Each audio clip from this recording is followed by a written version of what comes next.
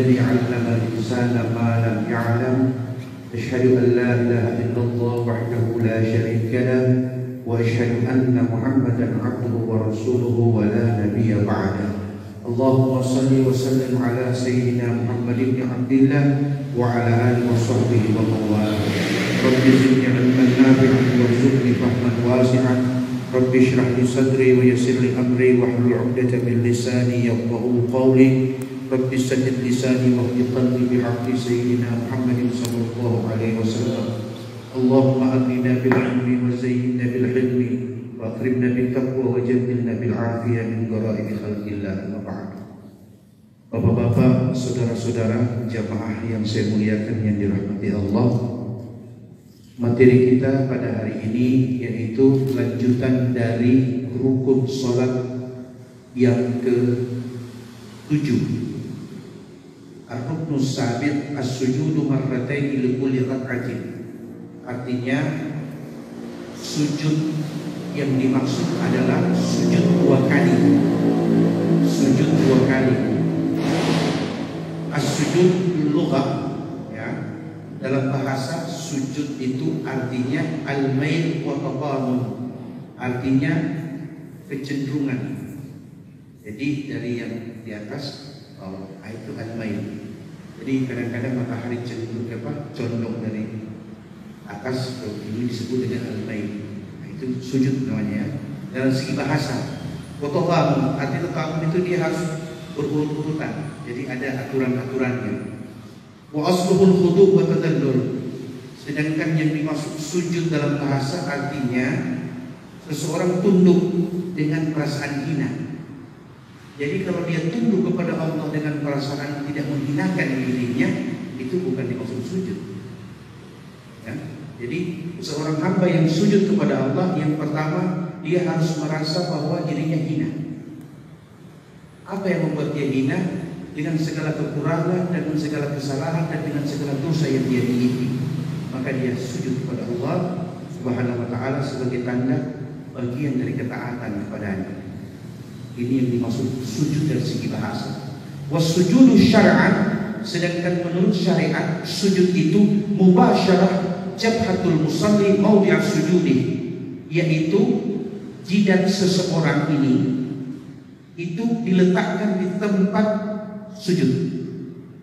Ini jadi secara langsung artinya tidak ada penghalang.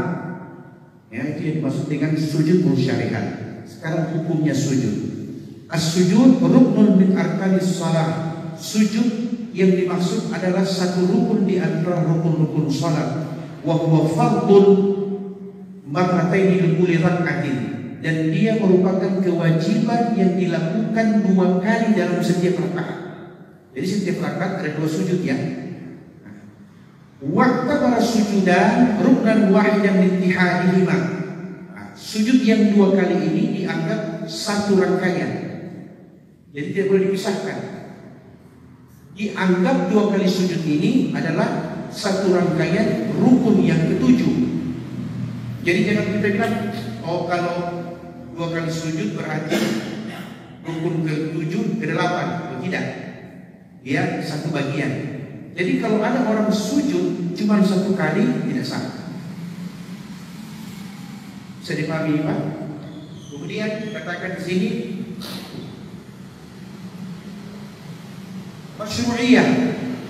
masyru'iyatuhu, disyariatkan sujud berdasarkan firman Allah pada Quran surah Al-Hajj ayat 77, yaitu Allah berfirman, Bismillahirrahmanirrahim, Ya ayyuhalladzina amanu ruk'u wasjudu wa'budu rabbakum waf'alul khaira la'allakum tuflihun.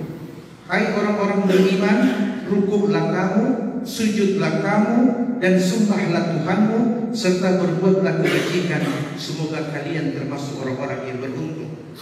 Demikian Quran surah Al-Hajj ayat 77 yang mensyariatkan tentang sujud.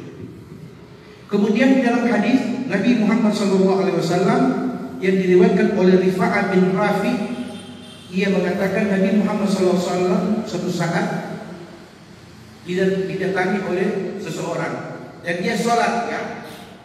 Fa akhadha yu'allimu kaifiyatuha. Kemudian Nabi memanggil dia, kemudian menunjukkan caranya bagaimana sujud. Sehingga Nabi mengatakan, "Tsumma usjud." Nah, sudah berdiri, ruku, sekarang sujud, kata Nabi. Hatta tatma'inna sajidan. Jadi ketika engkau sujud harus tenang sesaat. Jangan langsung Allahu Akbar. Ya. Ada tatma'in, artinya ada tumakninah. Kemudian dikatakan tsumma rafa'at tatma'inna jalisan. Kemudian ketika engkau bangkit dari sujud yang kedua, jangan langsung berdiri. Tenang sesaat. Maksudnya tenang sesaat ini tidak ada bacaan apa-apa.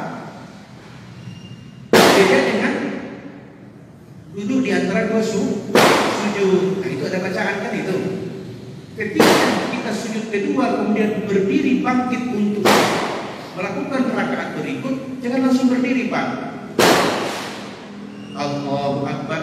Tenang beberapa detik kemudian baru berdiri.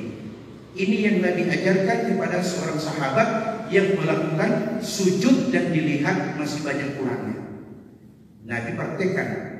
Hatta tatma'inna sajidan, sampai ketika engkau sujud engkau dapatkan ketenangan sesaat baru engkau berdiri. Wasajada Rasulullah SAW fi salatihi marratayn li kulli rak'atin, dan Nabi sujud pada setiap rakaat, yaitu dengan 2 kali sujud. Wa qala alaihi salatu wassalam, "Shallu kama ra'aitumuni usalli." Salatlah kamu sebagaimana kalian melihat aku salat. Wa ajma'al muslimuna 'ala dzalika salafan wa khalafan. Ini sudah disepakati oleh ulama-ulama baik masa dahulu maupun ulama mutaakhirin. Mereka sepakat bahwa salat itu sebagaimana yang Nabi ajarkan. Pertanyaannya, kalau ada yang sesuatu yang dilakukan yang tidak pernah diajarkan oleh Nabi Muhammad SAW, itulah yang dikatakan sesuatu yang baru, yang dibuat-buat, dan itu tidak boleh. Kalau bahasa keren sekarang bid'ah. Ya. Jadi dalam hukum-hukum itu kita harus memperhatikan, karena sholat kita ini menyangkut tentang sah dan tidaknya. Sekarang mari kita perhatikan. Yustaratu lisahhi sujud ba'da umuri taliyah. Nah, disyaratkan sahnya ya sujud itu ada beberapa hal syaratnya sujud. Ya. Yang pertama, ayat sudah bihawihi ilal ardi sujud. Sujud yang dimaksud itu adalah tunduk kepada Allah, bukan yang selainnya. Contohnya, saya sholat, waktu saya ruku, sebagaimana biasanya bangun dari ruku, sami Allahu liman hamidah, tenang sesaat, betul tidak?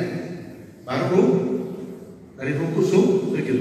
Allah, waktu dia mau sujud, tiba-tiba posisi kuda-kudanya tidak bagus, dia tersungkur. Sekalianlah sudah dibawa sujud. Itu tidak boleh. Itu tersungkur sujud itu bukan karena niat sujud, tapi karena kehilangan keseimbangan.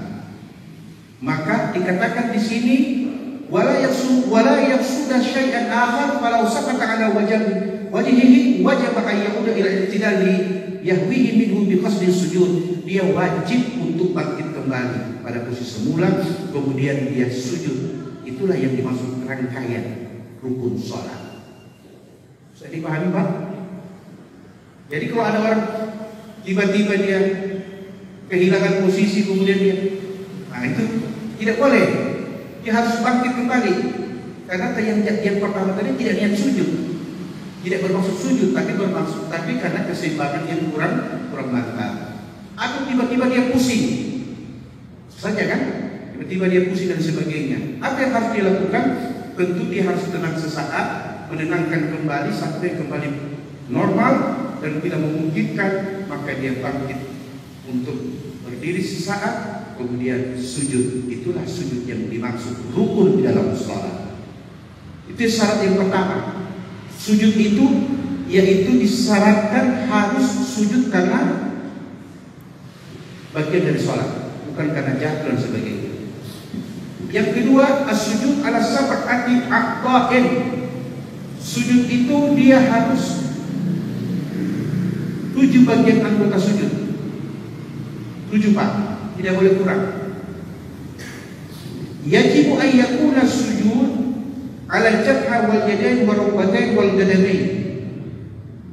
Wajib ketika sujud yang pertama yang kena ini ya.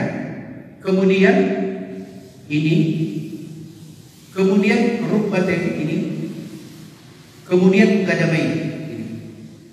2 kaki. Nanti dijelaskan bagaimana yang dimaksud. Lima rawa Ibnu Abbas radhiyallahu anhu anna Rasulullah sallallahu alaihi wasallam qala umirtu an asjuda ala sab'atin a'dham. Diriwayatkan oleh Ibnu Abbas bahwasanya Rasulullah SAW bersabda, saya diperintahkan untuk sujud pada 4 anggota sujud oleh Allah. Kemudian Nabi mengatakan, yang pertama alal jabhati wa asyara bi yadihi ala anfi. Jadi yang dimaksud jabhah di sini bukan hanya ini Pak, rata dengan hidung. Hidung ini harus kena juga. Begini. Jadi kalau ini berarti begini. Ada kan begini? Itulah yang Nabi katakan dalam hadis tersebut. Kemudian beliau mengatakan wal yadain. Jadi ini rata dengan hidung, kemudian kedua telapak tangan, kemudian kedua lutut dan ujung daripada kaki-kaki kita. Kemudian beliau mengatakan yang dimaksud dengan ujung-ujung kaki yaitu yang ini. Jadi 5 ini harus dilipat Pak, menghadap kiblat. Ya. Jadi ada kan orang kan dia tidak lipat Pak ya. Dia cuma ke sini tidak boleh. Tidak boleh. Syaratnya sujud itu harus begitu. Harus 7 bagian anggota sujud harus menghadap kiblat. Jadi kakinya begini. Dilipat. Itu yang dimaksud dengan atraful qadamain, ujung daripada telapak kaki. Wal ibratu bil yadain bi batnil kaffi bil asabi' wa raha. Sedangkan yang dimaksud dengan kedua tangan yaitu telapak tangan, termasuk dengan ruas-ruasnya ini. Bisa dipahami? Jadi dia harus begini. Tidak boleh diangkat begini. Tidak boleh Pak diangkat begini. Hanya sebahagian. Dia harus sempurna begini ketika sujud. Kecuali ada halangan-halangan tertentu, misalnya luka dan sebagainya, itu dibuat. Yang dimaksud sini adalah orang yang normal ya. Jadi orang yang normal letakkan sujudnya begini. Kemudian dikatakan wa fil rijlaini bi batnil asabi', yang dimaksud dengan kedua kaki yang tadi itu ujung-ujungnya ini. Bukan telapak ya. Kalau tangan kan harus begini. Ya toh? Tapi kalau kaki cukup ujung-ujung jarinya. Kemudian dikatakan di sini wa yasulu tawjihu asabi'u lil qiblah. Nah itu. Jari-jari kakinya itu harus menghadap kiblat. Jari-jari kaki itu menghadap kiblat. Tidak boleh begini. Tidak boleh juga begini. Ada kan orang dibuat seperti ini. Ya, tidak boleh. Itu syarat yang kedua. Jadi 7 anggota sujud. Kalau syarat yang pertama tadi, sujud itu dimaksudkan sujud sebagai rukun, bukan karena jatuh. Nah, syarat yang kedua harus 7 anggota sujud itu harus melekat, harus menghadap kiblat. Syarat yang ketiga, kashful jabha wa tamkinuha. Tidak boleh ada penghalang. Ya, tidak boleh ada penghalang. Ini harus menyentuh tempat sujud. Ustaz kalau begini, ini terhalang, tidak boleh. Ini harus diangkat. Bagaimana orang yang memakai imamah? Imamahnya juga harus dilonggarkan. Kecuali ada bagian dari imamah yang karena gerakan tiba-tiba waktu sujud dia menempel, tidak apa-apa. Tidak apa-apa. Tapi kalau disengaja supaya ini tidak kena itu, itu yang tidak memenuhi syarat sujud. Jadi ini harus diangkat. Mau pakai imamah, mau pakai topi, mau pakai apa saja, yang pasti ini harus kena. Karena ini yang diukur. Ini sama hidup ini. Bisa dipahami, Pak? Kemudian dikatakan di sini wa yajibu kashful jam'a 'inda mulamasatil ardi li'anna as-sahaba syaqqan min shiddatil har 'ala al-jabah wa lam yu'dhan lahum bisitriha. Suatu saat para sahabat mengadu kepada Nabi. Sahabat mengadu, Pak, karena pada waktu mereka sholat panas sekali. Itu kan zaman dahulu belum ada TL. Jadi mereka sujud, wah itu sama kata di apa? Waktu panas di jidat ini. Mereka mengadu kepada Nabi. Apa kata mereka katakan kepada Rasulullah SAW? Syakawna ila Rasulullah harra ramda fi jibahina wa kuffina. Kami mengadu kepada Nabi, panas sekali ini. Bagaimana ini caranya ini kami mau sujud? Tapi apa kata Nabi? Falam yashkuna falau kana kashfu bil wajib bil khair naqul bisitrika. Nabi tidak bolehkan. Nabi tidak izinkan. Nabi tidak membenarkan sahabat memakai sesuatu untuk di alas tempat sujud. Jadi mereka itu cuma yang penting ukur kan. Kalau terlalu panas jangan bertahan dengan doa masih lama. Nanti waktu bangun ini sudah ada yang masak. Artinya minimal subhana rabbil ala 3 kali sudah boleh berdiri, sudah boleh bangun dari sujud pertama ke sujud kedua dan sebagainya. Artinya dikondisikan, yang penting syaratnya terpenuhi, yaitu ini harus kena di tanah. Kemudian yang dikatakan di sini adalah termasuk orang yang menggunakan sapu tangan.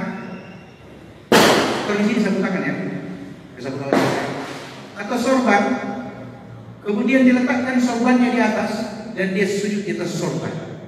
Dulu saya lakukan itu, saya belum paham. Setelah saya baca, mengerti kalau tidak boleh, tidak bisa.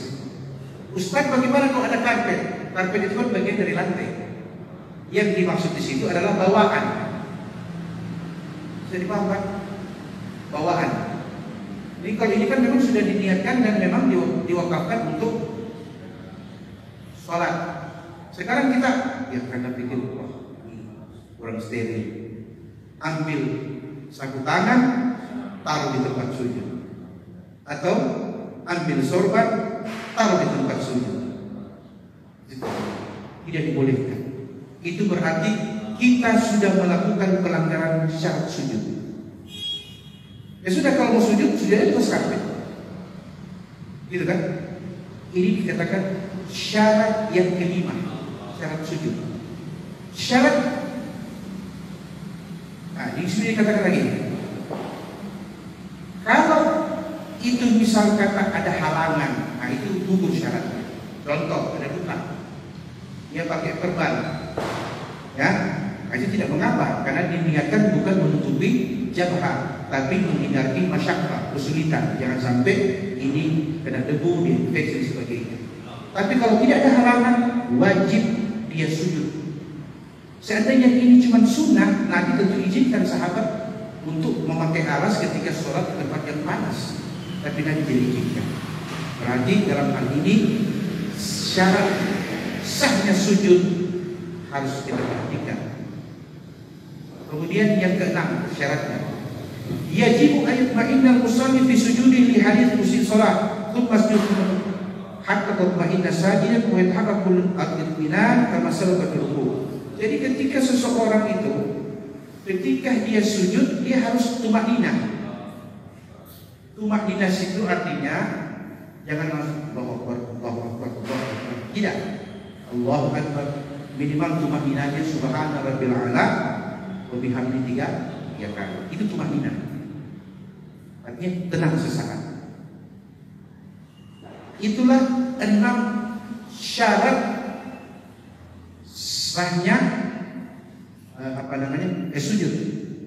Yang pertama, saya ulangi lagi, sujud dimaksudkan adalah sujud sebagai bagian dari rukun, bukan karena jatuh, bukan karena oleng. Yang kedua, sujud itu pada 7 anggota sujud. Yang ketiga, tidak boleh ada penghalang. Yang keempat At-tanqis wa huwa raf'ul asafir 'ala al-a'ali. Kalau dia salat duduk, ya, dia tidak perlu sujud seperti sujudnya orang normal. Tapi dari tempat yang tinggi dia harus merendahkan pada tempat yang paling rendah. Jadi waktu dia ini kan kalau rukuk kan cuma seperempat ya. Allahu Akbar, sami Allahu liman hamidah. Tapi kalau sujud Allahu Akbar sampai ini sandar. Sudah tidak boleh lagi ke bawah. Nah, itulah sujud yang dimaksud. Bagi orang yang di tempat tinggi duduk misalnya ya dan sebagainya karena ada halangan, dia tidak bisa sholat berdiri. Yang keempat itu. Yang kelima yaitu tadi itu, jangan mengambil sesuatu taruh di atas tempat sujud. Ya. Yang kelima. Yang keenam ada tumaninah. Inilah syarat sujud yang dimaksud oleh hukum Islam ketika orang melaksanakan sholat, baik itu sholat wajib ataupun sholat sunnah. Kemudian sekarang yang dimaksud adalah sunnah sujud. Nah, ini sunnahnya Pak. Nah, apa saja itu? Yustahabbu fi sujudil umuri taliyah. Disunnahkan ketika sujud memperhatikan pertama at-takbir. Berarti secara takbir intiqal.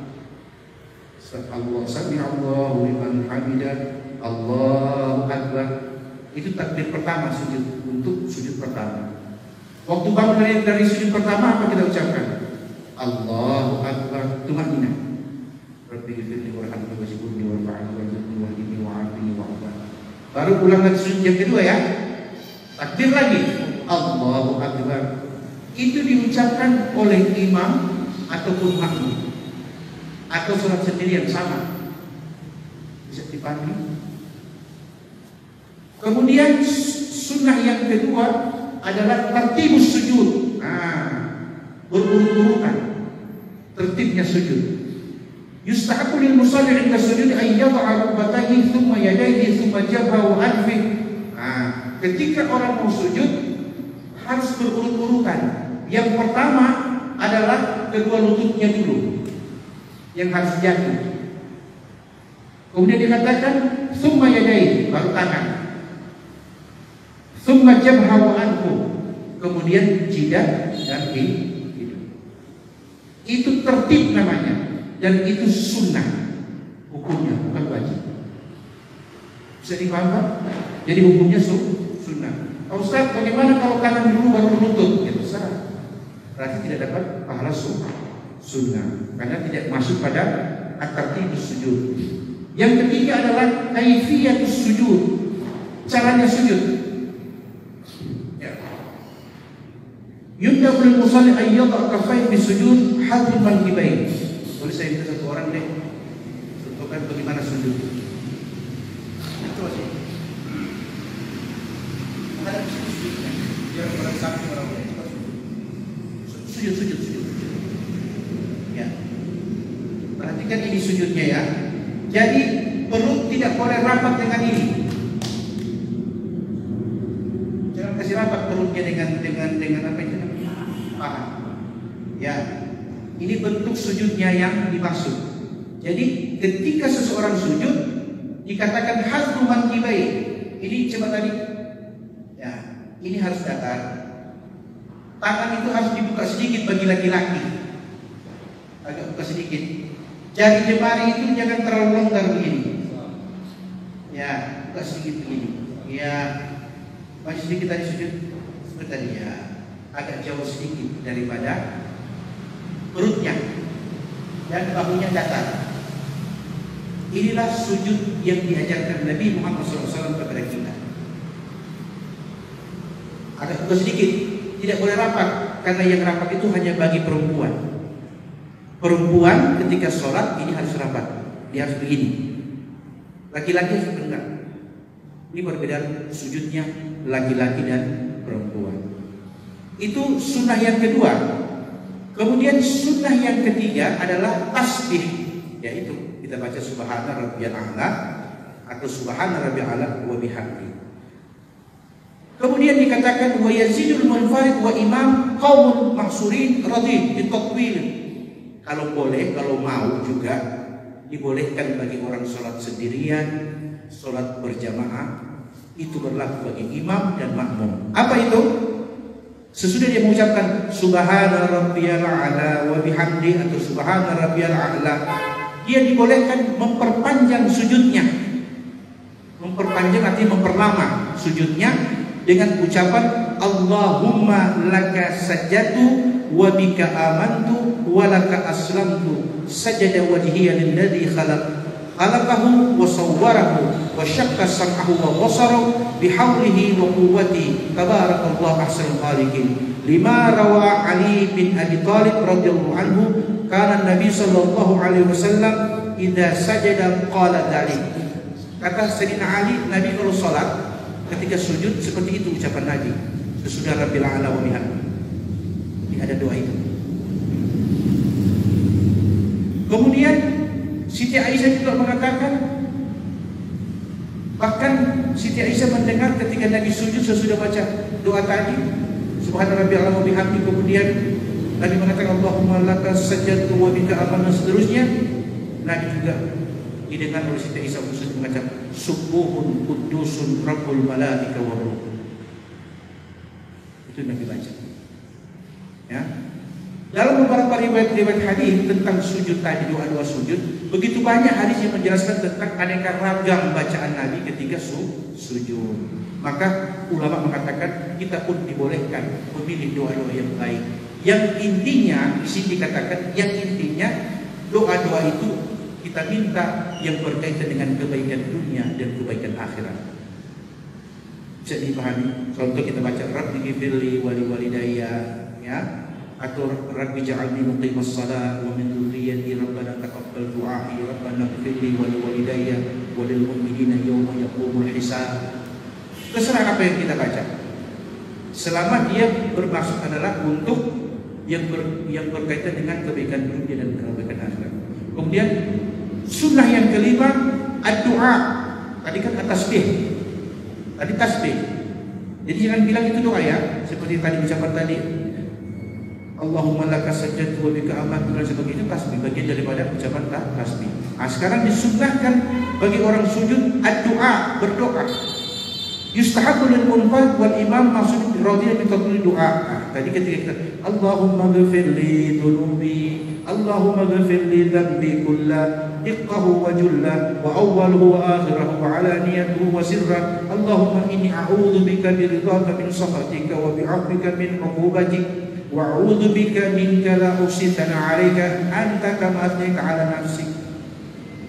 Ini ucapan-ucapan doa yang diriwayatkan dari Nabi Muhammad SAW ketika beliau sujud, beliau berdoa dengan doa-doa seperti ini. Kemudian dikatakan wayaku wayakrah ayyakra fi ruku' wa sujud.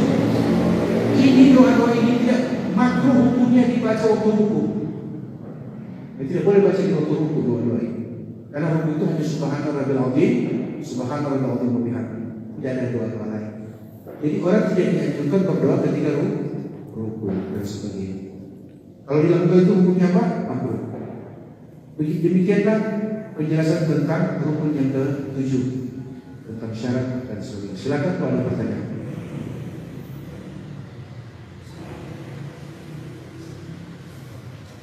Boleh juga bertanya tentang hal-hal yang sudah kita sempat sampaikan pada materi-materi yang lain. Contohnya yang pakai solutan itu yang dikeluarkan di tempat sujud itu tidak boleh ya? Iya, itu tidak memenuhi syarat sujud. Iya, Nabi melarang. Kalau sejadah itu kan itu bagian daripada lantai. Iya, itu bagian dari lantai, Pak. Yang dimaksud itu bagian dari tubuh. Yang tambahan maksudnya tambahan. Sejadah itu kan sama dengan lantai. Tidak ada sejadah itu dipakai di dinding, dipakai di badan. Pada umumnya namanya sejadah di lantai. Berarti dia bagian daripada lantai. Jadi ketika kita arah sejadah, kita sujud, ya itu bagian dari lantai. Itulah sejadah tempat sujud kita. Tapi yang dimaksud di sini, sorban ini kan bukan tempat sujud, ya. Kemudian ini kan bukan untuk sujud. Ini begini, ya kan? Ini kan kopi. Imamah, mereka imamah. Itu kan bukan tempat sujud, Pak. Nah, jadi berarti kita harus apa? Harus singkirkan kashful hijab. harus menghilangkan itu pengaruh, sehingga ini sama hidup ketemu. Itu. Silakan ada yang lain. Sorban itu kan banyak sekarang masih banyak yang bahas sorban atau alas gitu Pak. Iya, nah itu tidak dibolehkan, tidak dibolehkan. Kalau seandainya itu dibolehkan, Nabi tentu izinkan sahabat untuk mengalah sesuatu pada waktu mereka sholat di tempat yang panas. Tapi Nabi tidak bolehkan. Itu makanya Imam Malik mengatakan wajib hukumnya untuk sujud di atas tanah langsung, tidak boleh pakai karpet dan sebagainya. Tapi imam-imam yang lain tidak kasih. Yang penting apa yang di bagian dari lantai itulah tempat sujud. Gitu? Karena kalau itu memang terlarang, tentu di Makkah tidak pakai karpet, di Raudhah tidak pakai karpet. Tapi ternyata kan di Raudhah ada karpet tua mana lagi, karpet hijau. Itu membedakan mana Raudhah dengan mana karpet-karpet yang lain, ya cuma itu kelihatan. Itu sudah usang-usang begini. Jadi batas Raudhah itu dia saja. Kalau kebetulan pergi haji atau umrah dia saja. Kalau sudah masuk di dekat makamnya Rasul, ada mimbar sebelah kanan, kemudian makamnya Rasul dia saja. Kalau sudah berbeda warnanya, karpetnya sudah ada usang, itu batas Raudhah. Yang baru jangan sholat di situ kalau bisa, karena tidak dihukumkan sholat di Raudhah. Itu saja. Ada yang lain? Sedikit Pak Ustaz, mengenai tadi yaitu termasuk syarat sujud ya. Di sini kan kalau seperti sering orang awam Pak Ustaz ya, di dalam sholat itu kan ada syarat sahnya sholat. Jadi kalau di sini tadi ada syarat sahnya sujud. Jadi kita sendiri kurang paham tentang syarat sahnya sujud di sini. Bahkan mungkin rekan-rekan yang lain kadang-kadang juga yang penting ada syarat sahnya sholat terpenuhi, tetapi dia kurang memahami syarat sahnya sujud. Kira-kira kalau ada mungkin ya seperti orang-orang begini kurang paham di dalam syarat sahnya sujud, sebelum mendengar apa yang telah disampaikan Pak Kiai, mungkin bagaimana hukum begini apabila diterapkan di dalam orang-orang awam. Orang awam itu yang penting sahnya sholat dan rukun sholat terpenuhi. Nah, di sini makanya ada lapisan itu tadi syarat sahnya sujud. Mungkin itu Pak Ustaz. Mungkin penjelasannya kami ucapkan banyak terima kasih. Wassalamualaikum warahmatullahi wabarakatuh. Alhamdulillah. Inilah perbedaan orang yang bermajlis dengan yang belum sempat. Yang bermajlis banyak hal yang terpenuhi dari ibadah, dan itu kualitas namanya. Bagi yang belum sempat, jangan kita menyalahkan mereka hanya karena dengan satu alasan, saya ingin tahu dari dia. Perhatikan kita belajar agama untuk berdebat ya, bukan untuk saling menasihati. Wa tawassaw bil haqq wa tawassaw bis sabr. Itu yang pertama dulu. Yang kedua, bagaimana dengan mereka yang tidak tahu? Allah tidak akan mengambil sesuatu yang orang tidak tahu apa. Tapi kita yang belajar sudah harus penuhi. Perhatikan penjelasan di sini. Fa in fa'ala dzalika 'amidan batalat shalatuhu. Kalau hal itu dilakukan terus-menerus, batal salatnya. Bagi yang sudah tahu. Bagi yang sudah tahu. Sini katakan fa in fa'ala dzalika 'amidan. Kalau dia buat terus-menerus dengan kebiasaan, taruh sorban, taruh apa di depan, padahal dia sudah tahu, batal salatuhu, dijelaskan di dalam hadis. Paham Pak? Jadi untuk orang awam, ya kita lihat aja kalau orang ini masih bisa dikasih tahu, kasih tahu. Tapi kalau dia hanya membantah dan sebagainya, yang itu sudah kasih tahu, selesai.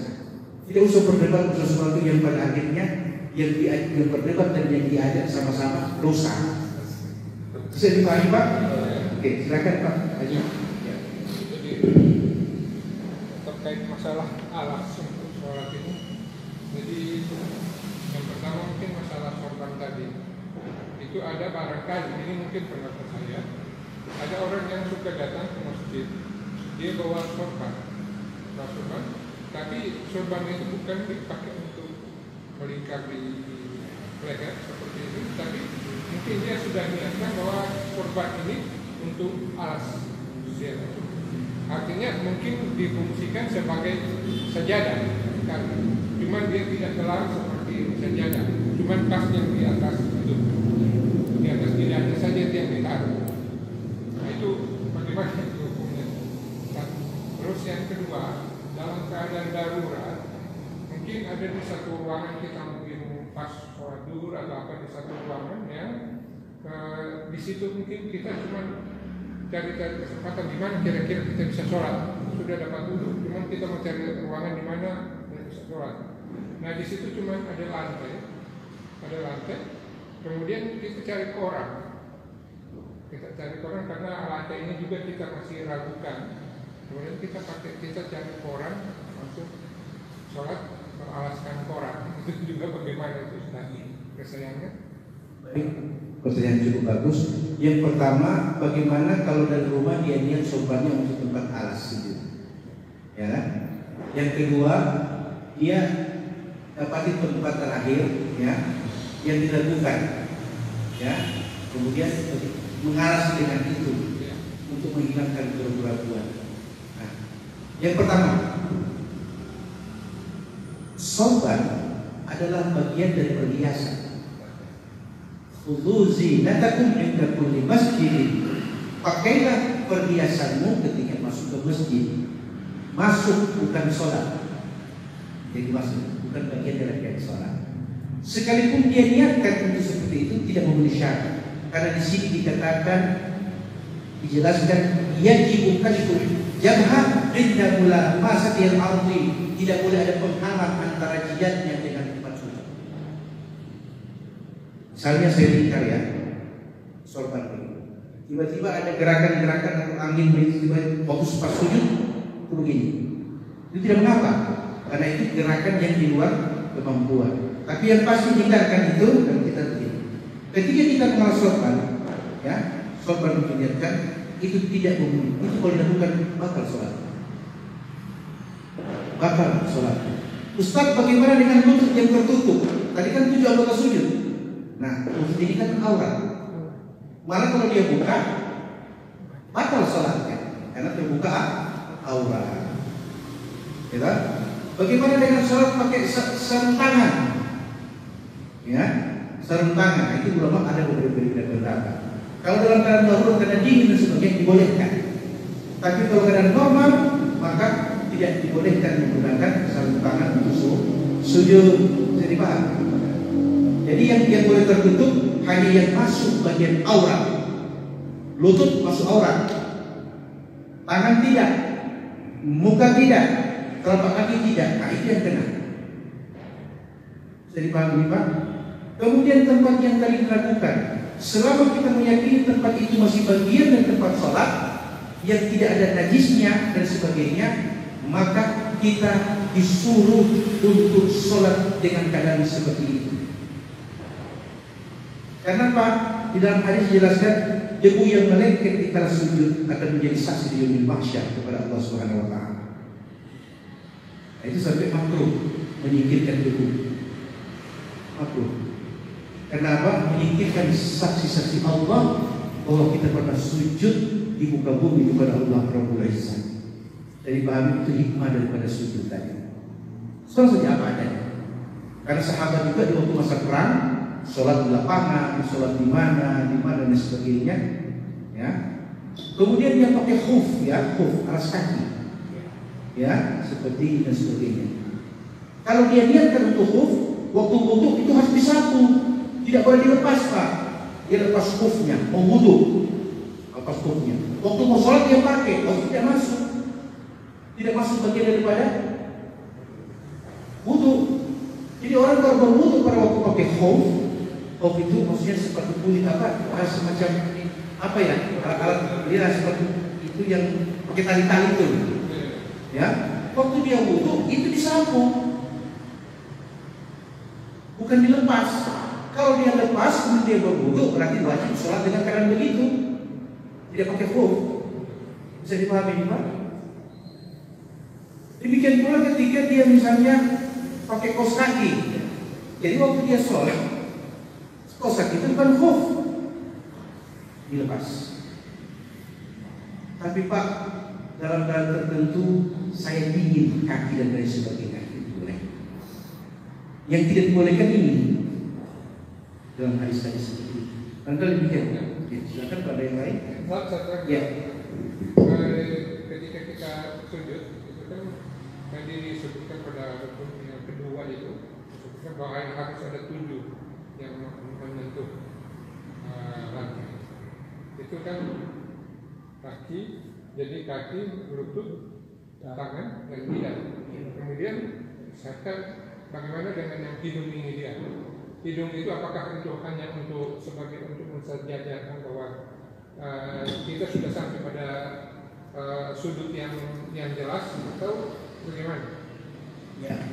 Jadi Nabi Muhammad SAW ketika mengatakan ini, beliau menunjuk dengan ini. Berarti ini kena ujungnya hidung, ini kena. Jadi waktu kita sujud ini dulu masuk, kemudian hidung. Jadi paham? Apakah itu merupakan syarat sah? Oh bukan. Kalau itu dapat dilakukan, itu yang terbaik. Tapi kalau cuma ini saja kena hidung, tidak menjadi syarat mutlak bahwa harus dengan hidung. Bisa dipahami Pak? Silakan pada yang lain. Kita masih punya waktu.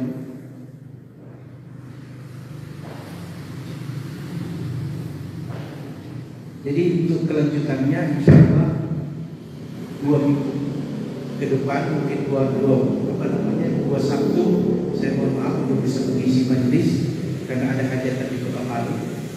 Jadi sekalian saya mohon izin, insya Allah nanti pada Sabtu ketiga kita ketemu lagi. Bantu doanya. Kalau mata kaki ini bisa sholat ketutup sarung atau celana dari mana? Tidak apa-apa.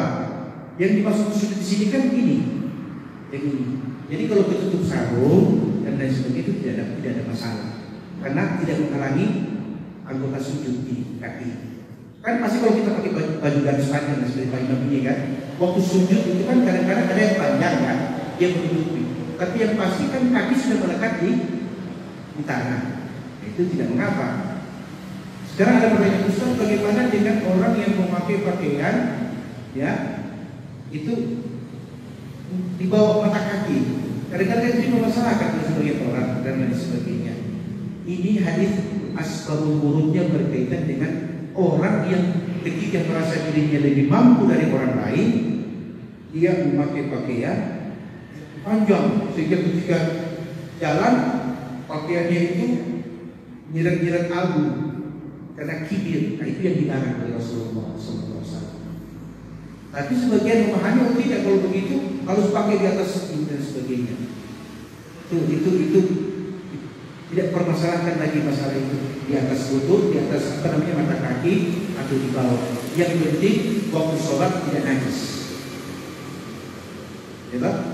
Kan ada kan kita pakai baju kalau kepanjangan tidak diangkat jalan. Siapa yang tahu di jalan kita ada lihat najis dan lain sebagainya. Silakan ada yang lain. Ustaz, bagaimana ketika kita sujud menyapu dulu? Begitu sujud, saya lihat ada teman-teman jamaah dia sapu dengan tangannya baru dia sujud. Mohon penjelasan. Itu dikatakan makruh hukumnya. Makruh hukumnya membersihkan tempat sujud karena niat menghilangkan debu atau sesuatu. Kalau kita yakin tempat itu tidak suci, tidak bersih, jangan sholat di situ. Tapi kalau kita yakin tempat itu bersih dan suci, maka bagian dari debu itu juga adalah sesuatu yang suci. Bukan orang tayamum dengan debu. Ya, orang bertayamum. Nah, sekarang ada sedikit penjelasan tentang tayamum. Walaupun nanti kita akan bahas secara spesifik, saya kasih gambaran. Yang dimaksud debu di sini adalah debu yang tidak nampak oleh mata.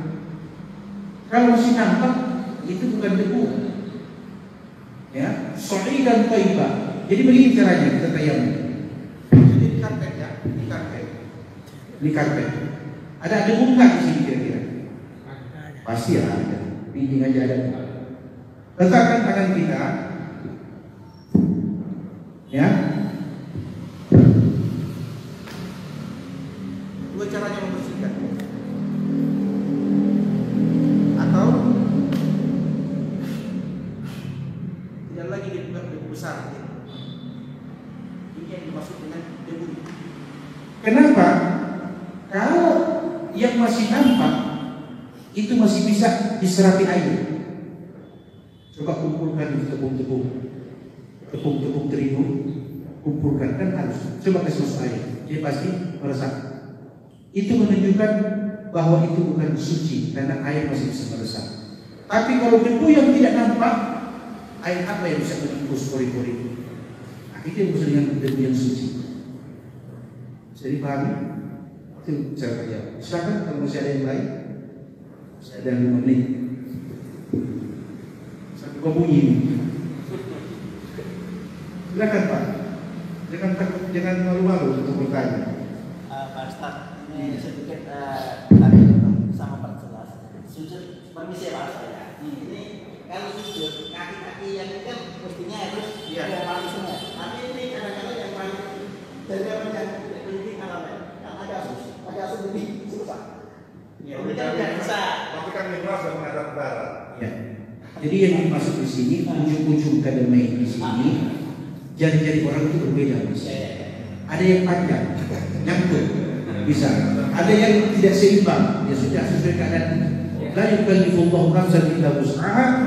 Allah tidak membebani kecuali kebiasaan. Jadi jangan dipaksakan untuk kata bahwa ini apa ahli bedah.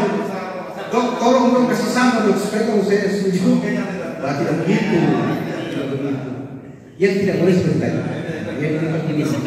Itu nggak boleh. Nggak boleh. Tidak sah sujudnya kalau begitu. Karena itu sab'atu aqdam. Aqdam. 7 anggota sujud. Jadi kalau sudah ada yang keterwakilan, saya begini, tidak bisa, tidak begini, ya sudah. Itu yang dimaksud. Ya, bisa dipahami. Silakan kalau ada yang lain. Karena kalau kita mau masuk ke rukun yang ke-8 ini panjang. Oh, panjang.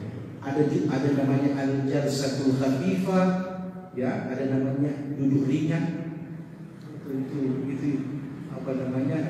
Wad'ul kaffain dan sebagainya, panjang. Jadi kita tidak usah lanjutkan insyaallah berikut. Silakan kalau ada pertanyaan. Sambil menghabiskan waktu sampai waktu isya. Ingat saja yang lain-lain mungkin hal-hal yang lain. Ustaz, saya mau pertegas lagi Pak yang rukun ke-6 kemarin pada saat waktu ruku. Ya. Ketika kita bangkit itu kan Rabbana. Iya, sami Allahu liman hamidah Rabbana lakal hamdu sampai situ. Terus nah, kemudian doa setelah itu dia itu mau apa namanya? Itu wajib itu. Sunnah. Itu kan sunnah iktidal. Ya, sunnah iktidal, bukan wajib. Yang wajib itu adalah tumaninanya. Sami Allahu liman hamidah, dia tidak baca apa, cuma tenang sesaat. Allahu Akbar, tidak mengapa. Jadi kalau kita baca tidak mengapa. Ya, karena bacaan itu sunnah daripada iktidal. Yang wajib rukun adalah iktidal. Ya kan? Maksudnya bagaimana? Harus tegak punggungnya. Jangan belum tegak sudah Allahu Akbar langsung sujud. Tidak sah, batal sholatnya karena tidak memenuhi syarat rukun iktidal daripada rukun yang ke-8. Iya, itu. Dia harus perhatikan. Jadi terutama sholat-sholat yang jumlahnya banyak di bulan Ramadan itu kalau bisa mungkin Pak Imam atau BPN menyampaikan tentang hal ini walaupun sekilas supaya jamaah itu jangan dia kejar-kejar. Walaupun imam sudah tenang sesuai aturan, tapi ada jamaah yang kadang-kadang imam bungsunya sudah sujud. Pak Imam kan tidak mungkin mengontrol pelanggan pakai CCTV. Nah, itu tolong itu mungkin disampaikan tentang hal yang menyangkut sah tidaknya kasihan sholat jamaah. Silakan, masih ada ini? Ini baru habis pertanyaan. Masih ada waktu? Masih. Sambil menunggu waktu juga. Iya, silakan. Ini yang ada itu sendiri. Orang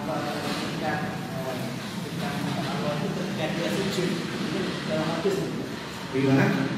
Seorang hamba dia beribadah kepada Allah itu ketika dia sujud. Ya, betul. Nah, makanya kadang-kadang ada orang pas dia sujud di terakhir itu dia itu agak lama dan berdoa di situ Pak Ustaz. Ya. Mungkin berdoa bukan menurut seperti Pak Ustaz ada terjemahkan tadi, tapi berdoa mungkin menurut keinginan dia. Ini bagaimana hukumnya? Bagaimana?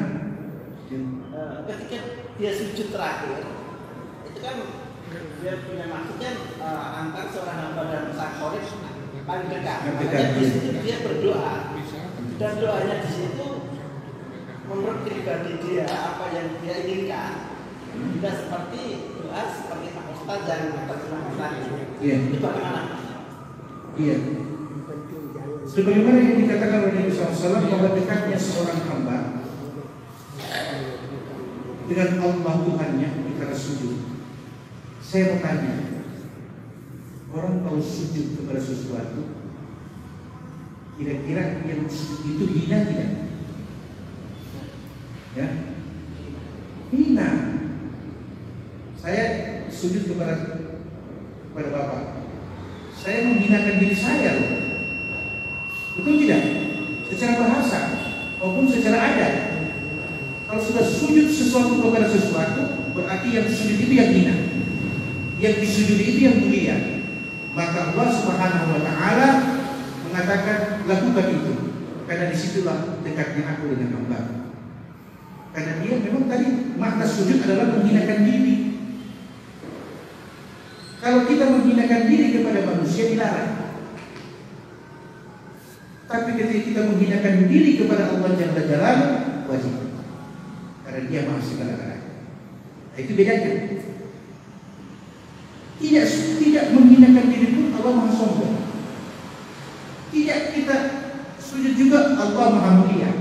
Semua sifat kemuliaan itu ada pada Allah. Ya kan? Tapi manusia kalau saya terhormat masih ada yang lebih terhormat.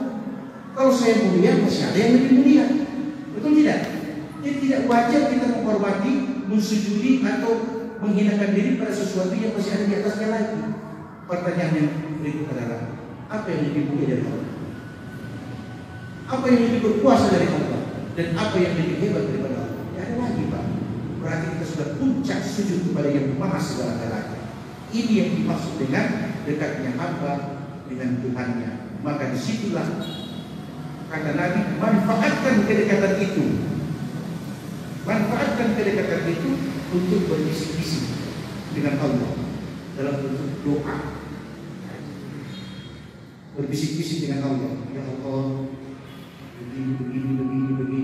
Intinya doa itu mesti ada kebaikan dunia dan kebaikan akhirat. Barangkali ini. Silakan, ada lagi? Cukup, baik. Karena waktu sudah demikianlah Bapak-bapak jamaah sekalian, insya Allah diberi kesehatan keafiatan untuk kita semua dan keluarga pada pertemuan berikut kita dalam keadaan sehat. Terima kasih. Lebih dan kurangnya saya mohon maaf. Wallahu a'lam bishawab.